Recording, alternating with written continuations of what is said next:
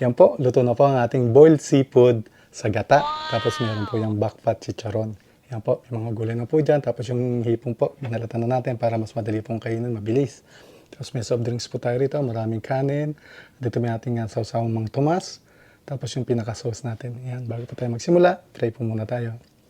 Ama, maraming salamat po sa pagkain pinagkaloob niyo po ngayong araw na ito. At maraming salamat po sa buong araw ng kaligtasan. Ganyan din po ang mga viewers namin. Na po ay maging ligtas po kami sa araw-araw at lagi pong mayroong makakakain. Maraming salamat po, Ama. Ito po sa dalahin ko sa inyong bukong anak. Sa Kristo namin ang paligtas. Amen. So yun, hugas na po tayo ng kamay. Mukbang na po tayo.